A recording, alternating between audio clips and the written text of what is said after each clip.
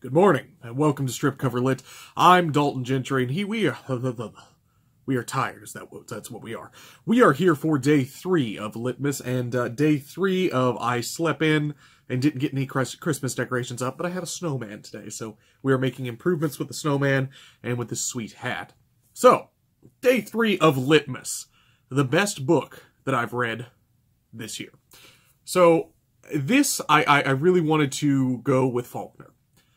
We talked yesterday about Faulkner, and we talked about As I Lay Dying, which I think is absolutely a good, credible choice for the best book of the year, hands down. That book is absolutely gorgeous and deserves at least mention in this video. If you haven't read As I Lay Dying, I would highly suggest it, and I'm really looking forward to reading a lot more of Faulkner's works this year. However, early day. However, this year, we read a book. And we filmed a great series for that book, and that series was subsequently lost because we don't understand how technology works. And that particular book was Post Office by Charles Bukowski. Now, Bukowski, we've read a lot of his poems, and he's a brilliant poet, wonderful poet, and I have no complaints about any of his poetry, but it's very rare that you can get such a skilled poet transitioning into a skilled novelist. Not saying that it hasn't happened before, but we don't read a lot of Robert Frost novels. We don't read a lot of Ernest Hemingway poems. But for some reason, Bukowski is so skilled that he's able to bridge the gap between poet and novelist. And Post Office was an absolutely wonderful experience. I'm hoping we at least get a video up sometime this year discussing it, as opposed to the 6-part series, I think it was, that we had breaking down the novel. But it follows Henry Chinaski, who is kind of an alter ego of Bukowski, as he's basically just going through the motions. He's working a crappy job at the post office, he's trying to find his way, and every ill-fated situation falls upon Chinaski. Everything seems to go wrong in his love life, his financial life, his work life, and he still gets up every day and he goes through the grind. It's the process of the man trying to make things work.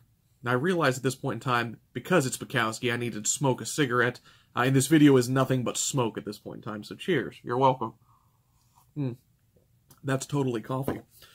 But anyway, Bukowski wrote Post Office. This is actually the 2nd novel in his 3-part series. Ham on Rye being one. I can't remember the name of the other off the top of my head. But naturally, in true strip cover lit fashion, we started right in the middle of the series because we didn't know what we were doing. And man, it just took us by surprise. The first 3 chapters, parts, whatever you want to call it, of that novel are absolutely gorgeous. And I couldn't wait to continue reading forward. Now, to be fair, in the end, it did kind of tucker out. We started going through just the same motions, the same situations, but that felt necessary, in a way, to get across what the character was experiencing. This constant grind, this constant, everything's the same, existentialist crisis.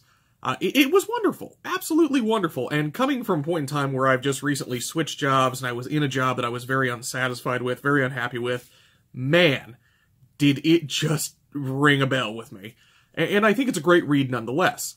Bukowski's writing, not only in his poetry, but his novels, it flows beautifully. It feels very much like you're reading just an extended Bukowski poem throughout this novel.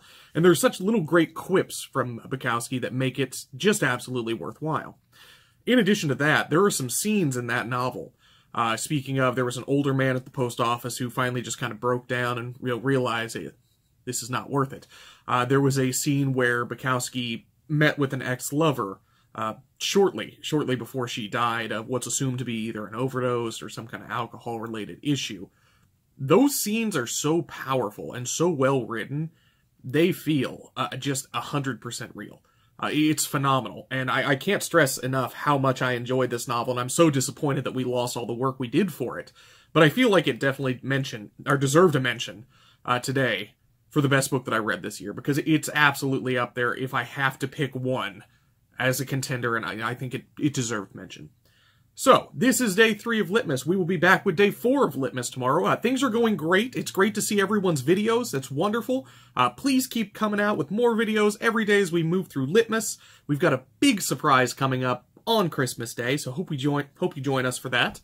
And if you haven't started Litmas, there is still plenty of time. We're only 3 days into this. Join in on day 4. Join in today if you have time. I managed to get out of bed today and still get a video film because I didn't do it last night. So there's still plenty of time. So if you like this kind of thing, make sure you hit the subscribe button down below. Give this video a like as well. It's Litmas. It's the season for liking. And if you'd like to help us create more content like this here on Strip Cover Lit, there's a link, as always, to our Patreon to be found in the description below. And we are both, Adrian and myself, looking forward to your Litmas videos this year.